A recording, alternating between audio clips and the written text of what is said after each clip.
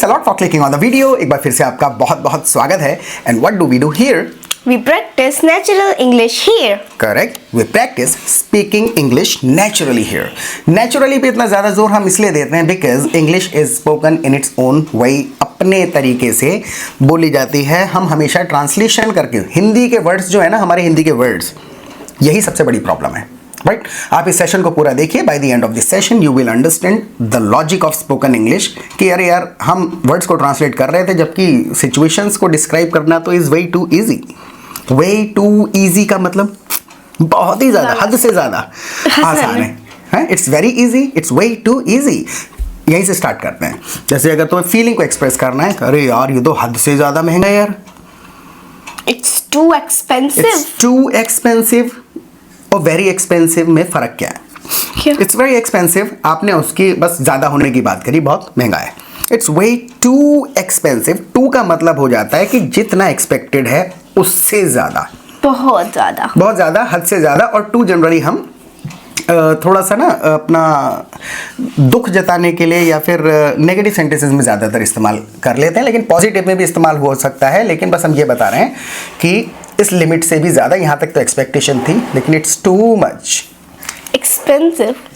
नहीं, it's too expensive direct कह देंगे। टू मच यानी कि हद से ज़्यादा जब कहना पड़े हमें फीलिंग है हद से ज़्यादा। जैसे पॉजिटिव में भी कह देते हैं, और यार वो तो हद से ही ज़्यादा अच्छा इंसान है। अयान की बात कर रहा हूँ। सही है, इज टू गुड। तो टू का मतलब है कि अनएक्सपेक्टेड जो होता है कि मतलब इतनी एक्सपेक्टेशन थी लेकिन उससे भी ज़्यादा है। तो बहुत छोटी छोटी चीज़ें हैं, फीलिंग एक्सप्रेस करनी आनी चाहिए। हाँ, तो इस सेशन को आपको पूरा देखना पड़ेगा। देखो इस वाली जो बात मैं अभी कहूँगा सेंटेंस नहीं है, बात कहूँगा, उस बात को समझना है। पहले मैं गया नहाने और मैं कह गया कि यार मेरे लिए मेरे कपड़े निकाल देना। अब मैंने आके देखा बेड पे टी शर्ट पड़ी थी। अब मैं कह रहा हूँ, हिंदी में क्या कहते हैं हम, मैं कह रहा हूँ यार ये टी शर्ट किसने निकाल दी, ये टी शर्ट किसने निकाल दी। अगर हम इन शब्दों को ट्रांसलेट करेंगे तो आप करके देखो एक बार, और फिर इसको बिल्कुल नेचुरली सिचुएशन में क्या कहेंगे वो देखना कितना इजी लगता है। Who chose this T-shirt for me? या वर्ड बदल दिया, who chose this t-shirt for me, right? Who gave me this t-shirt? Who put it here for me? बिल्कुल शब्द बदल जाएंगे बिकॉज आप उस सिचुएशन को डिस्क्राइब करने की कोशिश कर रहे हैं। लेकिन अगर मैं इसको ट्रांसलेशन करने लग जाऊं, ये टी शर्ट किसने निकाल दी, तो मैं निकालने पे आके अटकूंगा कि कहाँ से निकाली है, कैसी निकाली है, अलमारी से राइट? निकाली। Who took it out for me, तो बड़ा ये डिस्क्रिप्टिव ट्रांसलेशन हो जाएगा हिंदी का। So despite being grammatically correct, my sentence sounds a bit unnatural और अजीब सा लगता है सुनने में कि अरे ऐसे क्यों कह रहे हैं, right? Who took it out for me, किसने निकाली, ऐसा लग रहा है निकालने पे एम्फेसिस है, जबकि मेरा यहाँ पर मीनिंग क्या था पहुँचाना कि ये टी शर्ट किसने रखी, मेरे लिए ये किसने चूज कर ली, right? Who chose it for me, है who put it here for me. मैं ये थोड़ी पहनने को, ये नहीं पहनने वाला था, मैं ये वाली पहनने वाला नहीं था भाई। I don't like this T-shirt. हाँ, प्रेजेंट में कह दिया I don't like this T shirt. ये बिल्कुल लिटरल ट्रांसलेशन, बेसिक सेंटेंस। इसमें समझ में आ रहा है कि आप अपनी भावना को छुपा करके या फिर एक भावना को एक्सप्रेस करने में थोड़ा सा असमर्थ हैं, right? I wasn't going to यानी मैं नहीं करने वाला था, तो going to, I wasn't going to. I wasn't going to wear it. I wasn't going to wear it. हाँ, अच्छा मैं यहाँ पे ऐसे क्यों नहीं कह रहा हूँ, I wasn't going to put it on. ठीक है। पुट ऑन भी कह सकते हैं। पुट ऑन और वेयर में फर्क क्या है? वर्ड से थोड़ा सा फर्क पड़ जाता है ना। पुट ऑन का मतलब है पहनने का एक्शन, और वेयर का मतलब है पहना होना। तो मैं वहां एक्शन की थोड़ी बात कर रहा हूं कि मैं ये नहीं पहनने वाला था, मैं ये कह रहा हूं कि ऐसे पहनो, ऐसे नहीं दिखना चाह रहा था मैं कुल मिला करके। So I wasn't going to wear it.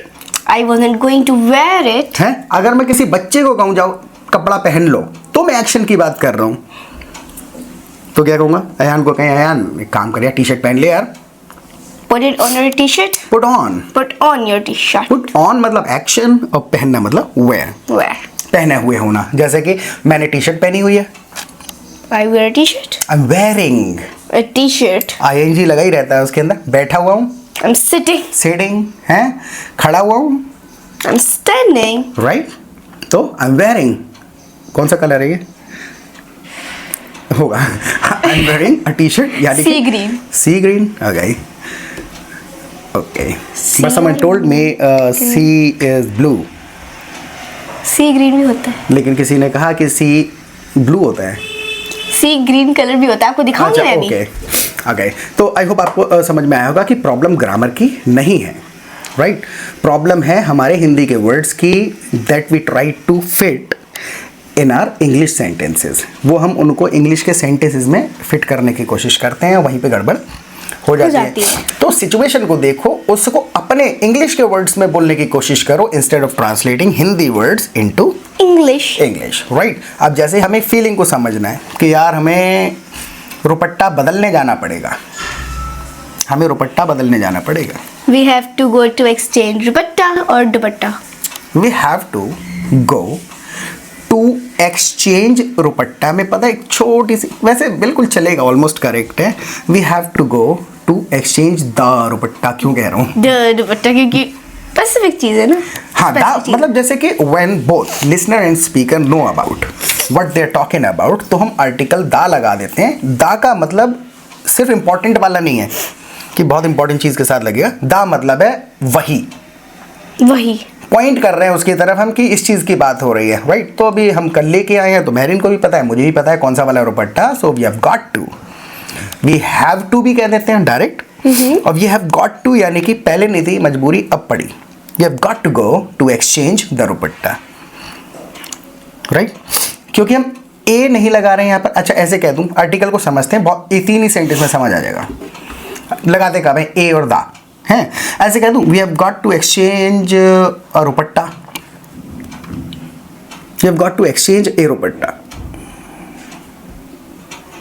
गलत सा लग रहा है। क्यों, क्या गलत लग रहा है इसमें? आपको क्या गलत लग रहा है इसमें? We have got to exchange a rupatta. A जैसे लगाया तो पता है ऐसा लग रहा है कि हम बहुत सारे लाए हैं, राइट?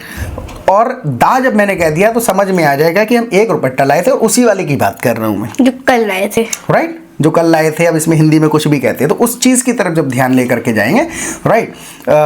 जैसे दा और देखना, या बिना दा के बोलेंगे या फिर ए लगाएंगे इसमें, राइट? अगर मैं ये कहूँ टॉय लाया था मैं, हाँ? अब मैं पूछूं क्या उसने कार तोड़ दी, तो मैं क्या कहूँ? Has he broken the car, has he broken car, या has he broken a car? Has he broken the car. दा ऑटोमेटिकली जो सेंटेंस बोल रखे होंगे वो आएंगे। अब दा लगाने का क्या तात्पर्य है कि वही वाली की बात कर रहा हूं, ये हिडन होता है, फीलिंग हिडन होती है। अगर मैं ऐसे कह दूं has he broken a car, तो ऐसा लगेगा रैंडम किसी कार की या फिर कोई एक न्यूमेरिक क्वांटिटी की बात कर रहा हूँ, right? I hope you got the point. तो हम ए वहाँ पर लगाते हैं जहाँ हम नंबर जैसे की बात कर रहे हों।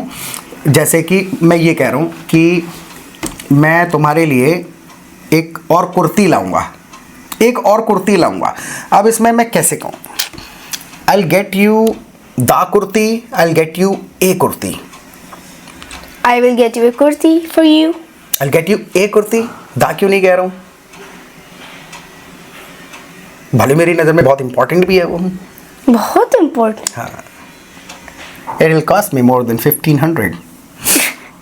लेकिन दा इंपॉर्टेंट चीज के लिए हमेशा नहीं, दा मैं इसलिए नहीं लगा रहा हूँ यहाँ पर क्योंकि दा तुम्हें थोड़ी पता है कौन सी वाली लाऊंगा। हाँ, सरप्राइज। मैं ऐसे हिंदी में थोड़ी कह रहा हूँ कि मैं तुम्हारे लिए वही वाली कुर्ती लाऊंगा, राइट? मैं सिंपल कह रहा हूँ एक लाऊंगा random, I will get you a kurti, right? अगर मैं ये कहूँ क्या तुमने वो वाली कुर्ती ट्राई करी? Did you try this kurti? हाँ, फिर दिस वगैरह जबरदस्ती फिट नहीं करना, right? Did you try your kurti, did you try that kurti, तो यहाँ पर ये आ जाएंगे, लेकिन ए फिर भी नहीं आएगा। Did you try A kurti, right? तो और जब और ज़्यादा बोलेंगे रियल टाइम में और समझ में आता चला जाएगा लॉजिक। एक बहुत इंपॉर्टेंट चीज़ मैं आपको बताता हूँ, अगर आपने अभी तक चैनल को नहीं कराया सब्सक्राइब, तो चैनल को सब्सक्राइब जरूर कर लीजिएगा, और नोटिफिकेशन बेल आइकन को दबाना, बेल जैसा होगा उस पर क्लिक करके ऑल पे क्लिक कर देना, क्योंकि रोजाना एक वीडियो हमारा आता है। 15 सेशंस देख लेंगे, लॉजिक समझ में आ जाएगा, क्योंकि 300 तरीके की ही बातें कर सकते हैं ह्यूमन बीइंग। इंसान 300 अवस्थाओं में हो सकते हैं, 300 प्रकार के सेंटेंस स्ट्रक्चर्स आपको मास्टर करने, and you are done, right? तो हमारा रोज एक वीडियो आता है, तो जैसी वीडियो आएगा आपको नोटिफिकेशन आ जाएगा, you will not miss any of our videos.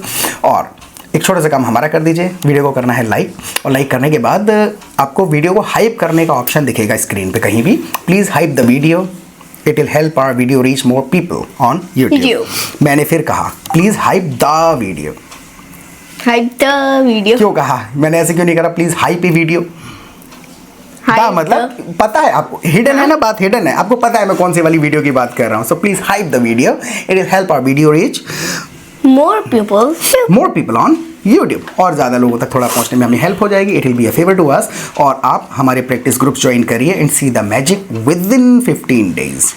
15 दिन से ज़्यादा नहीं लगते हैं। प्रॉब्लम हमारे साथ ये है कि हम जितने रूल्स जानते हैं अकेले प्रैक्टिस करते समय, हम उन्हीं के साथ गेम कर रहे हैं कि कुड लग सकता है या वुड लग सकता है। जबकि आप 300 लोगों के साथ हमारे प्रैक्टिस ग्रुप्स में बात करेंगे ना, तो जिसको आप ट्रांसलेट करने की कोशिश कर रहे हैं, सामने वाला एक फ्रेज बोल के निकल जाएगा। तो राइट, सुनना बहुत ज़्यादा ज़रूरी है। दिक्कत यह है कि हमने ग्रामर सीख ली और हमने बातें नहीं करना सीखा है कि इस बात को कैसे कहा जाएगा। तो यहाँ 24 घंटे प्रैक्टिस चलती रहती है। मल्टीपल ग्रुप्स होते हैं, ग्रामर डिस्कशन ग्रुप है, टॉपिक डिस्कशन ग्रुप है, चिट चैट ग्रुप है। जैसी प्रैक्टिस करने का मन है उस ग्रुप में जाइए, बातें करिए, कुछ सुनो और कुछ बोलने की कोशिश करो। 15 दिन बोलने की कोशिश करेंगे, 16वें दिन बोलने ही लगेंगे, राइट। और लर्निंग ग्रुप्स हैं, 24 घंटे डिस्कशन चलते रहते हैं। भैया आपने कुड क्यों लगा दिया, यहाँ तो शुड लगाना चाहिए था। थर्ड पर्सन कह देता है अरे नहीं, कुड के साथ हैव भी आएगा भाई। तो बड़ा मज़ा आता है और टाइम लिमिट नहीं है। दिन में रात में जब भी टाइम मिले, 2 घंटे 10 घंटे 5 घंटे प्रैक्टिस कर सकते हैं। लाइव क्लासेस होती हैं 2 बार दिन में। हमारी जो कन्फ्यूजन्स वगैरह रह जाते हैं वो हम वहाँ आकर के डिस्कस करते हैं, एग्जाम्पल्स के साथ हम समझाने की कोशिश करते हैं।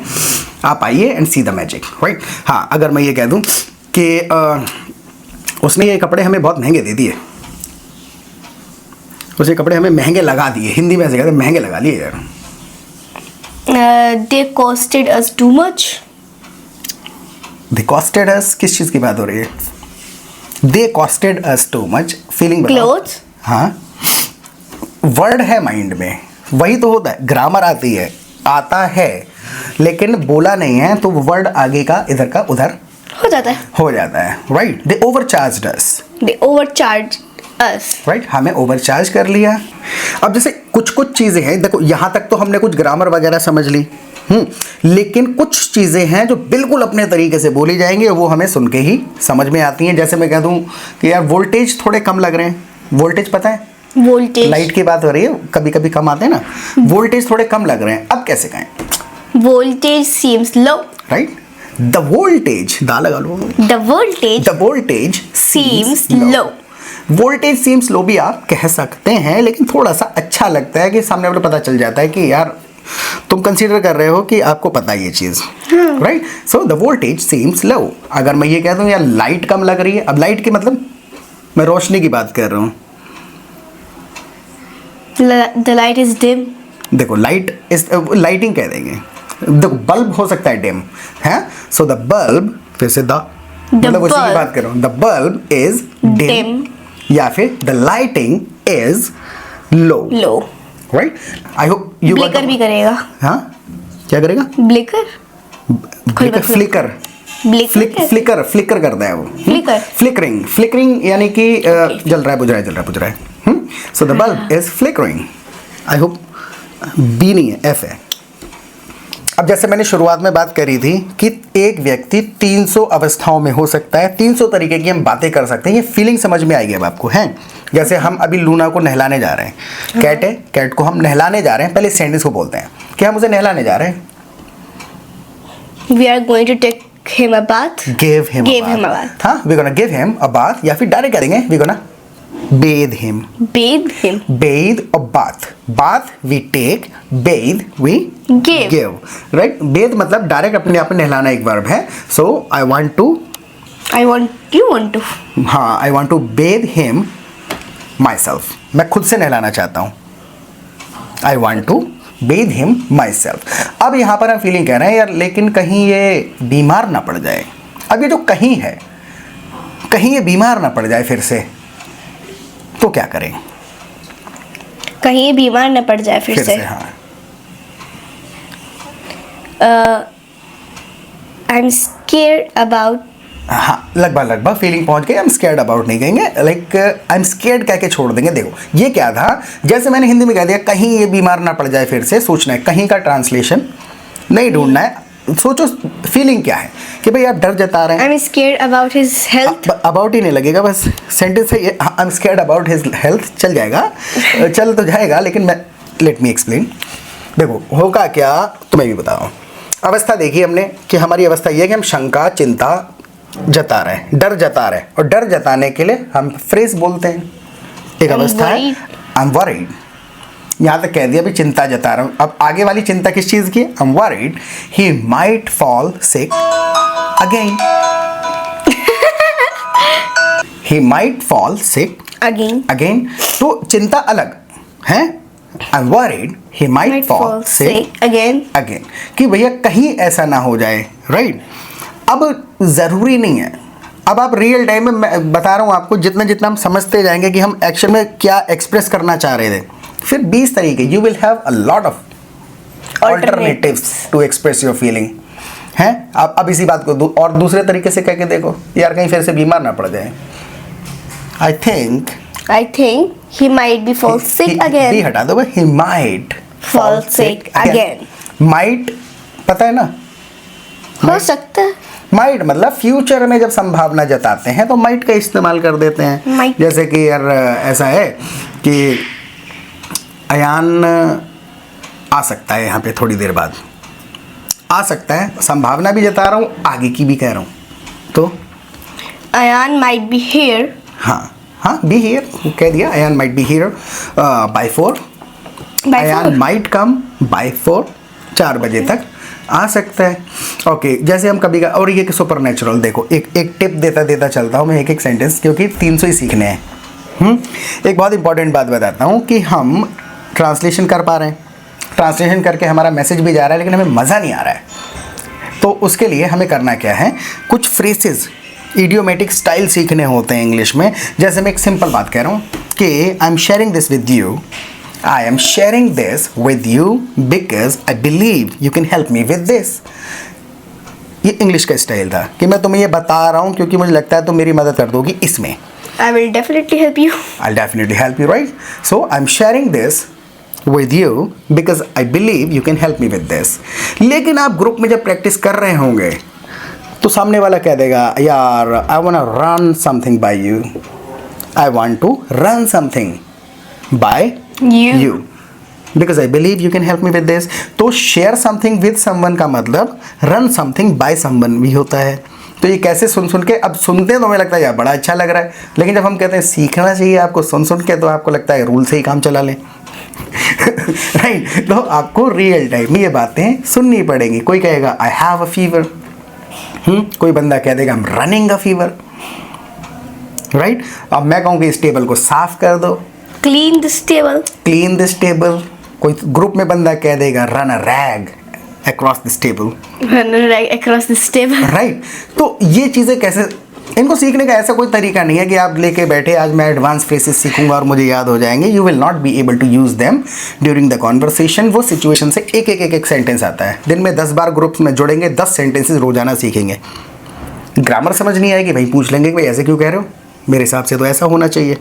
वहाँ भी नहीं समझ में आएगा तो लाइव सेशन में आएंगे कि उन्होंने ऐसा कहा था, कंप्लेंट कर सकते हैं आप उनके आके, तो और समझेंगे कि आप सही थे या वो सही थे। इसको कहना है आप सही थे या वो सही थे।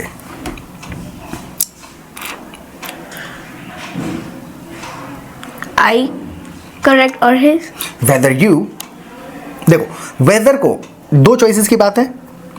वेदर को लगाने का सिंपल सा लॉजिक ये होता है, या इधर और को लगाते हैं, जो चीज़ें 2 हैं ये और वो, आप या वो, वेदर उन 2 चीज़ से पहले लगेगा। सेंटेंस का थोड़ा वर्ड ऑर्डर बदलना पड़ता है इसके अंदर। वेदर यू और he was correct, Whether I or he was correct. Right, what the point. तो आई और ही है ना, दे लगा सकते हैं, वेदर यू और दे वर करेक्ट। तो वेदर किस चीज़ के साथ में लगा रहे हैं हम ले जा करके, जो 2 चीज़ों में कंपैरिजन हो रहा है कुल मिला करके।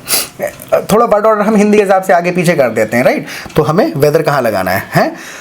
मैं जैसे तुम कहो यार समझ नहीं आ रहा यहीं रुकूं, और या फिर ऐसे कहना है कि समझ नहीं आ रहा कि ग्रीन वाला कुर्ता पहनूं या ब्लू वाला। वेदर कहाँ लगेगा इसमें? समझ नहीं आ रहा ग्रीन वाला कुर्ता पहनूं या ब्लू वाला।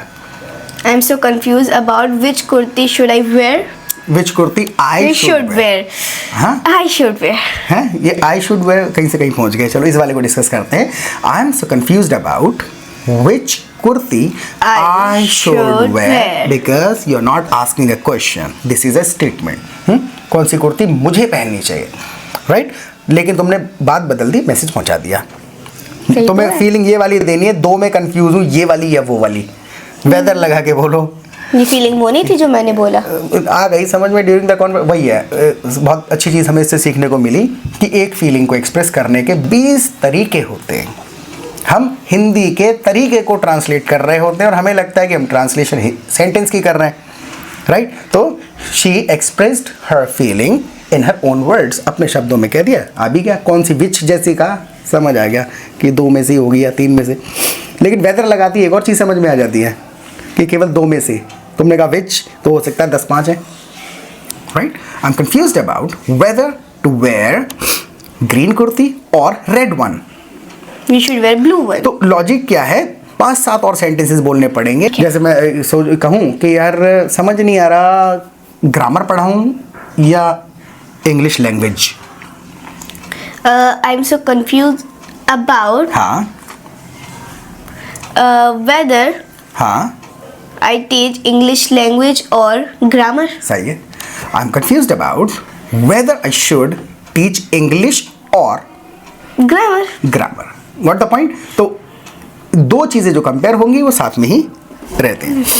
I hope you got the point. और नहीं आया हो समझ में तो आप कोई सी भी रैंडमली कोई भी आप 15 वीडियो, वैसे प्लेलिस्ट भी अवेलेबल है हमारे चैनल पे जाएंगे मेन पेज पे, वहाँ पे आपको basic grammar playlist, 21 day English fluency challenge और एडवांस फ्रेजेस एंड ऑल, ये सारे प्लेलिस्ट भी मिलेंगे। वरना कोई भी रैंडमली कोई भी वीडियो क्लिक करके देखना शुरू कर दिया करें। 300 प्रकार की अवस्थाएँ होती हैं। 15 वीडियोज़ में वो हमने 2-2 बार रिपीट कर ही रखी है, क्योंकि हम रिपीट नहीं करते हैं। जैसे आज जो चीज़ें हमने डिस्कस करी हैं, कल हम इन चीज़ों को दोबारा रिपीट नहीं करेंगे, लेकिन जब नया सीख रहे होंगे ये चीज़ें फिर भी जोड़ेंगी, क्योंकि बात है, बात को कहने के लिए। ऐसा थोड़ी ना कि बात जो ग्रामर आज लगी वो कल नहीं लगेगी, राइट? तो इस सेशन के बारे में आप हमें फीडबैक देना, प्रैक्टिस करते रहें। बाय।